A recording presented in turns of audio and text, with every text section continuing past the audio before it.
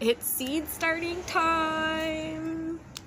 Here are 12 things that you need to do to guarantee good seedlings. Hi, I'm Tara with Love My Refuge, and today I am planting my seeds, and I have for you 12 things that you can guarantee that you have good seedlings. Welcome back if you haven't been here before. My name is Tara, and this is Love My Refuge. Today I have for you 12 things that you can do to guarantee that you have good seedlings. Number 1 is know your last frost date. This will tell you when it's safe to plant your plants outside. There's no danger of frost anymore, and so it's safe to plant everything outside. You can find this out by either buying a farmer's almanac. This is not working. So first things first, you need to know when your last frost date is so that you know when it's safe to plant outdoors. You want to start your seedlings indoors 4 to 6 weeks before your last frost date so that they can get a head start. If you have a longer season, you may not choose to start indoors. This video is mostly about starting your seeds indoors. There are several ways that you can find your last frost date. One of them is to go to Google and type into the search, when is my last frost date? Include your zip code or your city and state. Another way is to buy the farmer's almanac, and you can get a whole bunch of information by doing that, but really the easiest way is just to Google it. The farmer's almanac, I believe, also has a website where you can enter in your zip code and it will tell you what your last frost date is. Again, when you find your last frost date, that's going to tell you when it's safe to put your seedlings outside. Either you're going to put your seeds in the ground that day, or you're going to transplant your plants that you've already started indoors outside. And you want to start them 4 to 6 weeks before your last frost date if you plan on starting your seeds indoor. Number 2 is to make sure that you have good drainage. I drill holes into some of the things that I use. You can buy containers for starting your seedlings. I have one of those. That's already all set. The drainage and everything, it's already there. But if you're using upcycled things such as red Solo cups, which is what I use, you need to put holes in the bottom. And if you're using another container that already has holes, but they're small, you want to make them bigger. You want them at least, I'd say, the size of your pinky finger, or you're not going to get enough drainage. So on my red Solo cups, I melted the holes in the bottom with my glue gun. Other people use like a drill. You can stack a bunch of them together and drill through them as well. Make sure that wherever you are starting your seedlings has enough drainage. If you're using a store-bought kit, it usually has plenty of drainage. This one I'm using here, you fill these, they expand with the water, and you can see how much water accrues in the bottom of this tray. So if they're sitting in water, you have to dump the tray out. You don't want your seedlings ever to sit in water. Okay, number 3 is have the right soil for starting your seeds.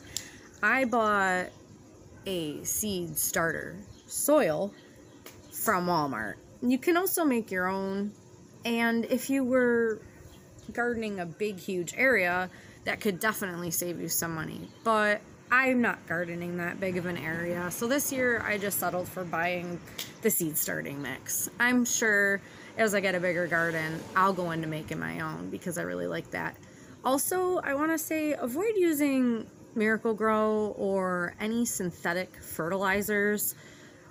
It turns out they're actually not good for the environment. They provide way too much carbon, which makes your plants grow very quickly and then kind of grow normally. It provides too much calcium. And I believe this is what it is. It emits too much carbon is what it is. So it's actually bad for the environment to use that. So go as natural as you possibly can on your soil. Make sure that it says organic. And also for your fertilizers, you want organic fertilizers. Okay, that was just a side note. So you just need to make sure we have the right soil for starting our seeds. So a seed starting mix. You could also use an indoor potting mix. That would also work. At number 4, I have one that I think not a lot of people probably put too much time thinking about.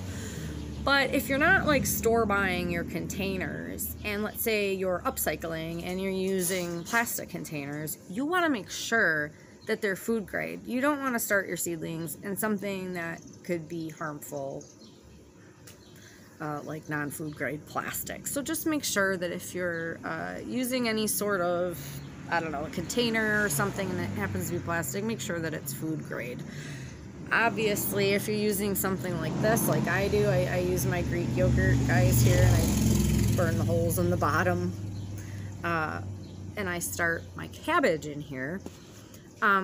It's obviously food grade. Food came in it, so stuff like this is easy to know. But I'm talking about if you have like a Sterilite container or something, they're not always food grade, so make sure that you check that. Number 5 is pretty obvious, but make sure you have enough light.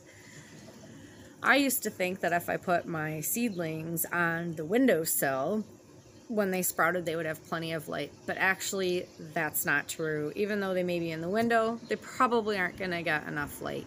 They actually need, once they've sprouted, they don't need any light to sprout, but once they've sprouted, they need 6+ direct hours of sun. So the sun has to be shining directly on them, like through your window, directly on it, not like bright light on the sides, but directly on it for 6 hours in order for it to have enough sun.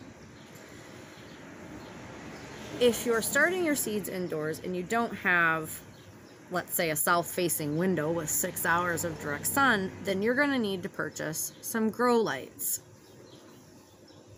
I would suggest watching Next Level Gardening's video. It's a YouTube video, so go search on YouTube for Next Level Gardening. He does a video on grow lights and how to know which ones are the right ones, things like that. Because you can buy lights that are not necessarily grow lights that will do the job for your seedlings. So there's a couple different things that he talks about in that video, and I will provide the link to that in the description. Also, before you decide to purchase grow lights, if you're purchasing them online, make sure that you go look at the reviews. I guess on Amazon one time there was a problem with the people who were selling the grow lights putting untrue information out, like it wasn't quite as bright and as good as they were saying. So just make sure that you read the reviews to guarantee that you're getting the right lights. I just learned about the lights because I ordered my own lights, and then I was researching lights for this video and saw a comment about that thing on Amazon. So now I gotta go check the lights that I ordered, and of course I ordered like a whole bunch of them. So hopefully those aren't the lights that they were talking about.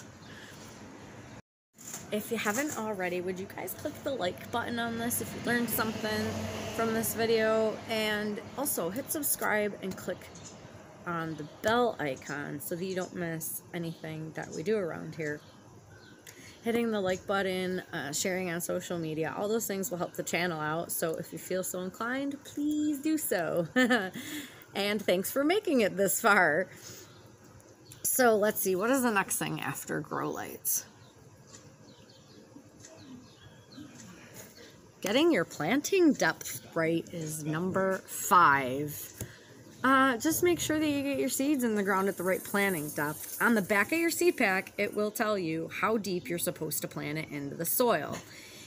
If you're not good at like guesstimating, go right ahead and stick a ruler in the soil to give yourself an idea of what depth to plant them at, because you don't want them too deep or too shallow. You know, that's It's obviously important or they wouldn't put it on there, right?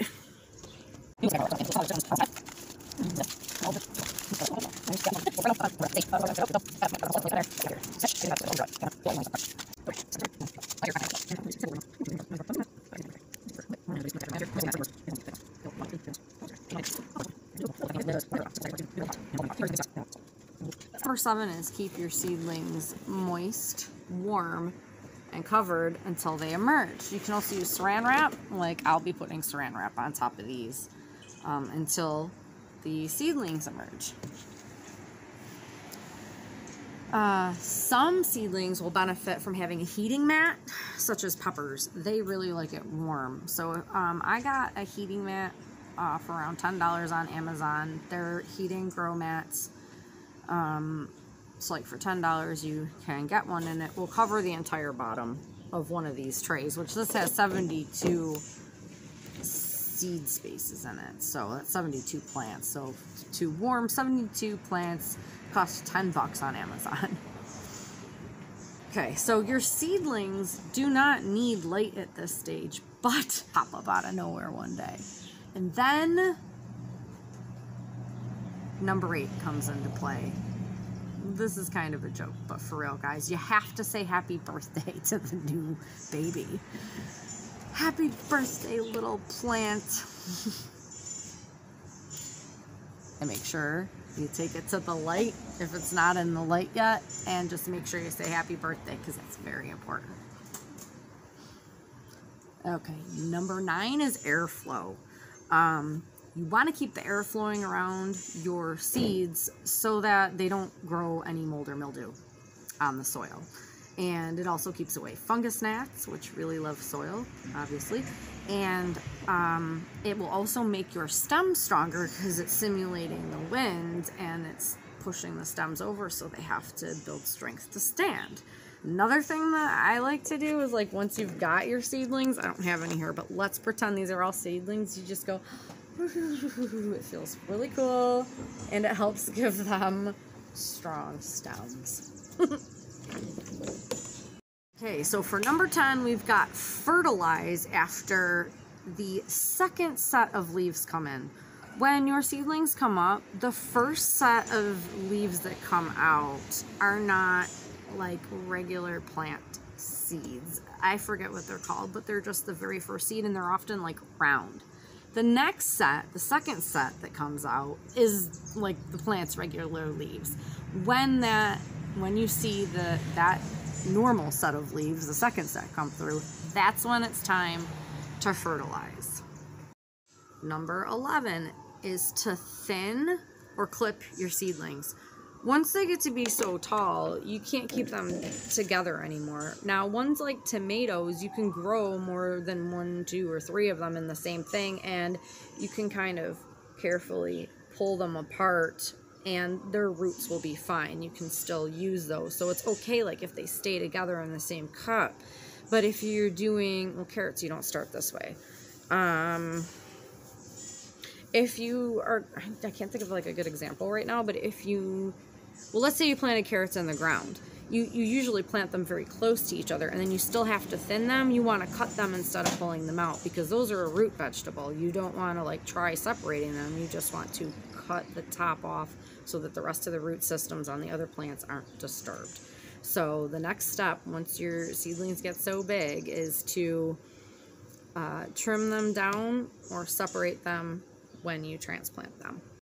Okay, this is number 12. The order of these weren't really, I didn't really put these in any particular order, but this is definitely would be last anyway, but hardening them off. So before you go putting your sprouts into the ground, you want to get them used to the sunlight. So over about a period of a week or 2 weeks if you can, start bringing your plants out for about an hour at a time and gradually increase it until they're ready to be outside. And the reason you want to do this is you can scorch your plants, and you don't want to do that because you won't have any plants. So you want to carefully, slowly bring them out into the sunlight. Last year I had them on the table that I'm on right now, and it has a, like a, what do you call this? an umbrella. And so it's there's a little more like shade than sun, so I thought that worked out pretty good. If you have made it this far, thank you, and I have a bonus tip for you on growing tomatoes, peppers, eggplant, anything that is from the nightshade family.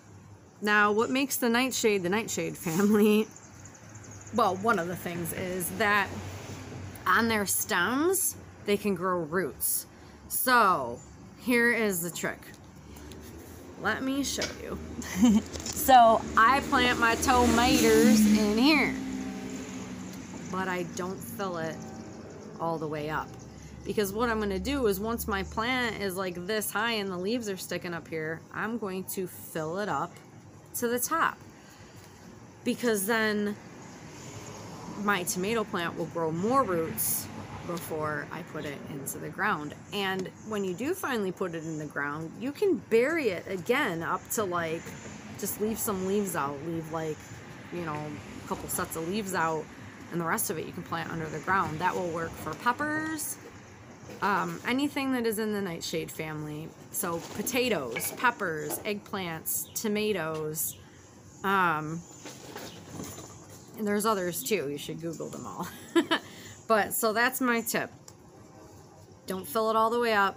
Get your seedling down in there. When it sprouts and gets up to about here, you can fill it up and it will grow more roots. And then once it grows some more, you can plant it in the ground and you can do it again. Just leave a couple of leaves out. Then you've got more roots, and that means that your plant is healthier and has more nutrients.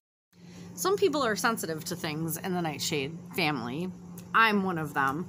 Tomatoes in particular, but I think it's because I like to eat so many of them. And I am not talking about the ones from the store. Honestly, I don't really care. Like, they're okay, but like they need salt or they need to be on my sandwich or in something. But the ones that I grow in my garden, or any homegrown tomato, oh my gosh, those are the best. And this is, you know, one of the reasons that I love to garden is because my culinary options are way bigger than what I ever could have in the grocery store, and they taste so much better. It's so worth it.